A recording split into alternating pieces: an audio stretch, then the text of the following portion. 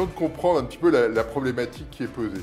En fait, premier point essentiel, depuis pas mal d'années maintenant, mais c'est un point historique, la production agricole mondiale peut nourrir toute la planète. On n'est plus dans une économie de survie qui avait généré tous les écrits de Robert Malthus il y a très longtemps en disant on est sur une planète limitée. On a réussi avec des effets de productivité à produire de façon suffisamment importante pour potentiellement nourrir toute la planète.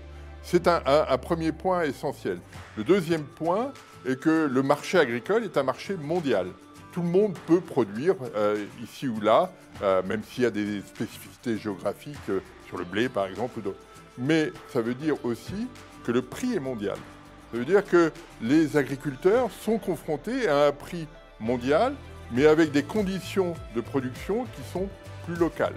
Et donc, on voit bien les difficultés qu'il peut y avoir sur les revenus et sur les conditions sociales dans des agriculteurs, selon qu'ils ont une grande ou une toute petite exploitation. Les conditions de rentabilité ne sont pas les mêmes. Et donc, il est probablement nécessaire, pour des raisons de sécurité alimentaire, pour des raisons d'aménagement du territoire, de maintenir l'agriculture quoi qu'il arrive.